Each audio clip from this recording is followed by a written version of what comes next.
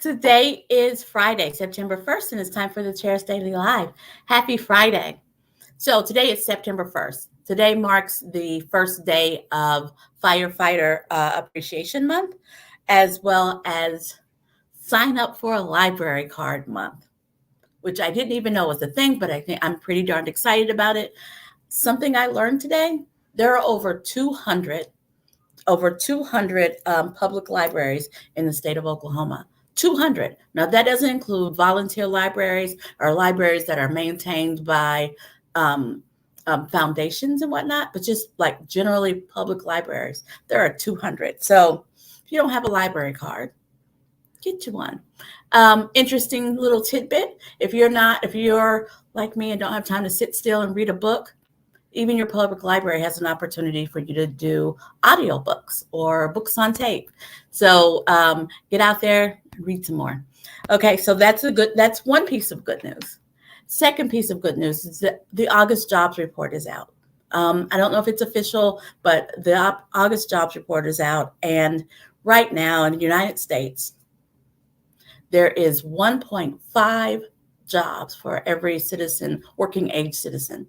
So if you want a job, there's a job. Now, we all know that doesn't necessarily mean there's a job with your qualifications, but jobs are out there, which is why our unemployment rate is so low. So there were 187,000 jobs added in the month of August.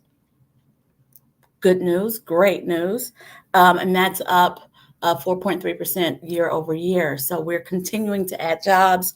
And inflation is down to 3.2% at its height. So it's come down constantly, steadily for now 14 months. Inflation has come down. So don't believe the hype.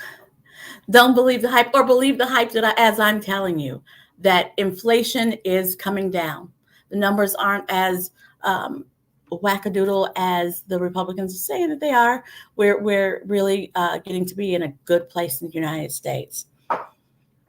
So that's all good news. Here's some bizarre news and some on my nerves news. And I think I'll start with the on my nerves news. Senator Tim Scott from South Carolina has thrown his hat in to run for president on the Republican ticket. Okay, so not a fan, but it's a thing. He's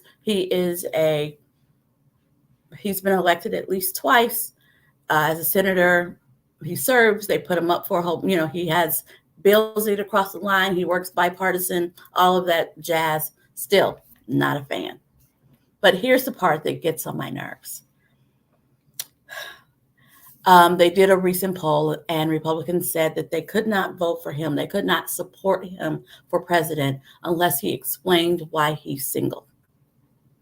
Tim Scott is a 57-year-old single Black man in the state of South Carolina, and people think that they deserve to know his relationship status and why. We all know that that's code word, what that's code word for, but it's shameful. So unless he tells us why he's single, I mean, maybe he's a commitment phobe. Maybe he eats crackers in bed. Maybe he's queer. None of those are A, our business, and B, disqualifications for being president. Just saying, from a party who elected a twice divorced serial adulterer who admitted to having relations with an adult film actor. I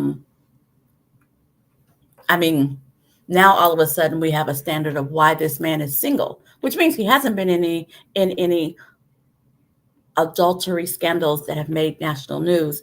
Okay, I said it was on my nerves, and I guess I will stop talking about it. Now some weird news. So superintendent of public instruction. Usually I say if I have to talk about him because he is insisting on us getting attention, that I will remind you that he is derelict in his duties. Well, today is just about the fact that he hasn't been. So when someone runs for office, they have to report every dime that comes in, where it comes from, who gave it to them, and then also how they spent it. That's campaign finance transparency. The superintendent of public instruction has been accused by the Oklahoma Ethics Commission of turning in his reporting late 14 times, resulting in over $8,000 in fines. He is fighting them, but here's what's interesting. Either they were late or they weren't. And there's questions about who donated and why, and there's some donations that folks have reported giving to him that he didn't report receiving. There's a lot going on there, and we will be talking about that more.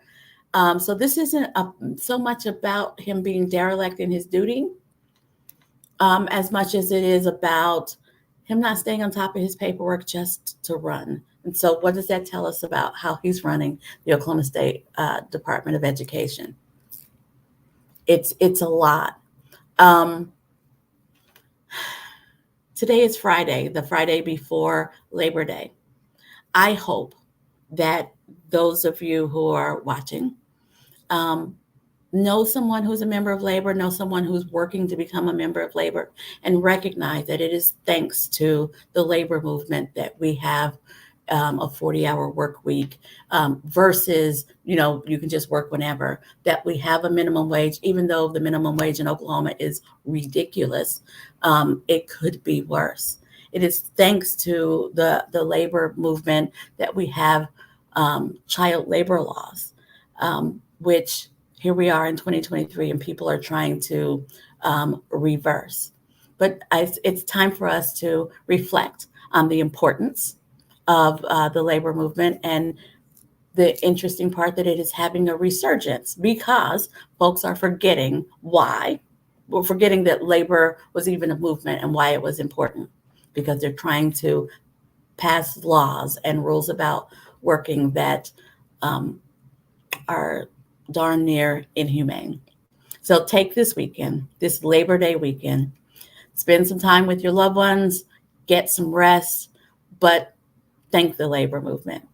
Now, if you want to do more than thank the labor movement and hang out with folks at Labor Day, you ought to come out to the Henrietta Labor Day parade. A bunch of folks from the labor movement will be marching. A bunch of Oklahoma Democratic Party organizations will be out marching. And then at the community center there in Henrietta, there will be a barbecue.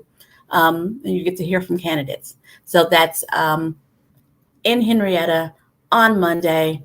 The parade starts at 10. The barbecue starts around noon. All righty, you guys have a wonderful weekend. And I will be back here Tuesday at 4:15.